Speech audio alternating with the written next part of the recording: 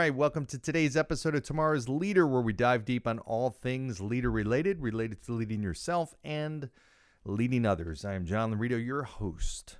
So for those of you who are watching me on YouTube, you may say, wow, what's a kind of crazy, evening mood lighting, or what is that? Well, it's 2:15 in the morning right now on a Saturday. Yes, it's 2 o'clock on a Saturday. Regular crowd shuffles in. It's 2:15 in the morning on Saturday, and I'm doing a podcast.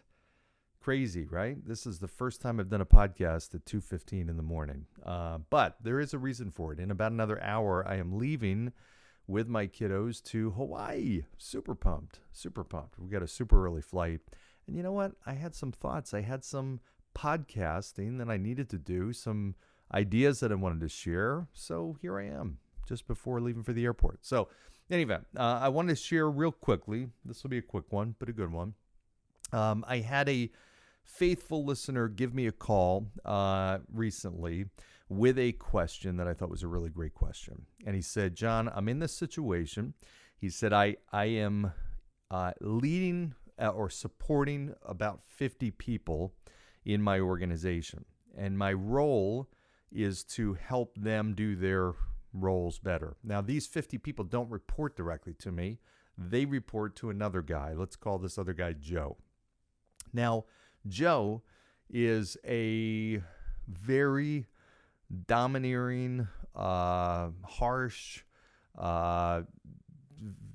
dictatorial, authoritative leader. He is the type that just barks orders. He doesn't have much in terms of people skills. He just really rubs people the wrong way. And I hear this feedback all the time. And he's very talented at what he does. But ultimately, the feedback that I get is just his way of dealing with people and responding to people is really overly harsh.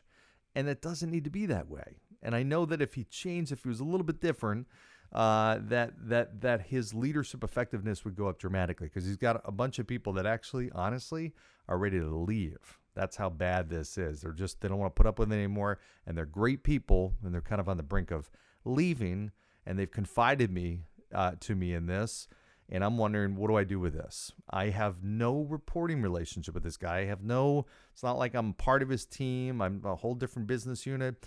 I'm not, doesn't work for me. I don't have any influence on his compensation, nothing like that.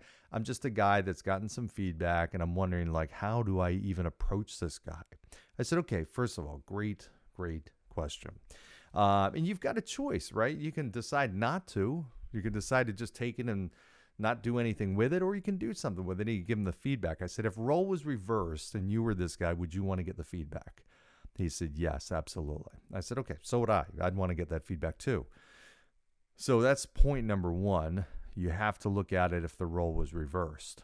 Secondly, if your intent is genuinely to help him and really truly help him understand a problem that he doesn't see and help him change a behavior that he may not even realize he has. I mean, he may not even be aware that he's being as harsh as he really is.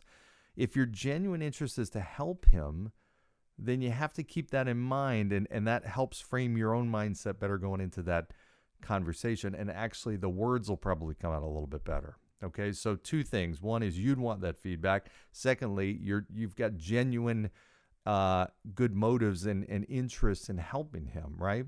Now, what's in it for him? Well, what's in it for him is he's going to be aware of a problem that he doesn't know that exists, and he's going to have a choice as to whether he wants to do anything about it.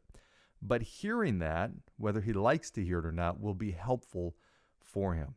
So the way to approach this is real simply, what you don't want to do is go right into it and say it in an accusatory or directive way where you don't have any kind of permission to give him feedback. So I've seen that go south pretty quickly. So what you really want to do is you want to contract with him, so to speak, get his agreement for some feedback. You want to get his permission to give some feedback. And is he interested in hearing some feedback?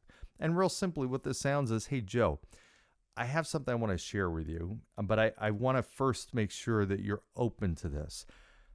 I got some feedback that I'd like to give to you, And it's the type of thing that I know would help you because you're very talented. I think you got tremendous potential. And I think if you were aware of this, it would help you. And if I was in your situation, I'd want to know it as well. So I would want you to give me this feedback. Are you okay if I share with you some feedback that I got? Okay, I think if you approach it like that, he's going to be a little bit more amenable, a little bit more accepting to hearing that feedback. Okay, that's number one. And that point being, hey, if it was reversed, if this was me, I'd want to know this. And listen, it's nothing terrible. It's nothing you can't change or anything like that. And you can decide if you want to do anything or not with the feedback. But I heard it and I felt like it's important for me because I do care about you. I think you got tremendous potential and I think it would be valuable for you.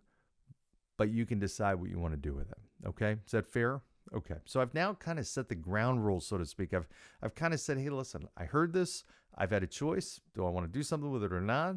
I think it's important, it's valuable, and I care about you, and so I decided to do something. Now, what you do with it is entirely up to you, but my decision is I want to give you the feedback. Okay, so now I've softened the shores a little bit.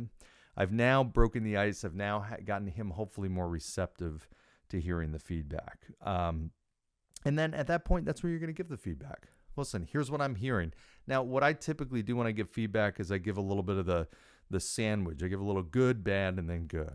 So I might start off and say, listen, Joe, you're obviously a super successful leader. You've built this huge team. You've got great results that are happening, and you have a team of people that really know how talented you are. They look at you because you've got the skill, you've got the knowledge. But here's some of the feedback that I'm hearing. What I'm hearing consistently from a good, solid number of people is that they don't feel that you really care or are approaching them or dealing with them or treating them with respect. And it's not because of how you probably truly feel. It's because the way you talk and communicate to them. So for example, here's one of the things that they said happened. You said X, Y, Z. Okay. Something like that gave them the impression that you don't really care to even hear what's going on with them, or you don't even know, care about the full story, blah, blah, blah. So now I'm going to explain a little bit of a specific situation. So again, now the back end of that sandwich, hey, and again, you got all the talent in the world. You've gotten huge results so far. This is just one of those things that I know is fixable. And if it's not something that's fixable, you got a lot of people that actually, or a few people that have kind of reached their limit. And they're starting to say some things like, hey, you know what? I don't think I want to stay here anymore. So again, if I'm in your situation, I'd want to hear this. I haven't observed it as much as they have, so I'm just passing on the feedback. But again, I think if you made some of these changes, took some note on this, maybe even talked to some of those people, you'd find that it wouldn't take a lot for you to make some big changes that will really build those relationships and drive your results even more. So fair enough. Take it for what it's worth. That's it. Real easy. Okay. And you've done the right thing by having that conversation. Now, that leader may not respond great. They may not like to hear that. Sometimes our ego gets in the way. Depending on the type of person that they are, they may respond negatively to you, but it's still important that you share the feedback. Secondly, after a little bit of the emotions die down, this person might say, you know what, that's great feedback, and yeah, he's right, and they're right. I do need to make a change. You might be the single reason that piece of feedback might actually have an impact that's a lasting impact that helps make this leader a more effective leader and changes his or her organization. So in any event, great question from a phone call from a friend not long ago, and figured I'd share it with you. So I hope that was helpful. As always, like, share, subscribe, all that kind of good stuff. Let me know stuff you're dealing with, challenges, opportunities, whatever. Share a story with me. And then, of course, go down below, give 5-star review, and we'll see you next time. Thanks, everybody. Bye.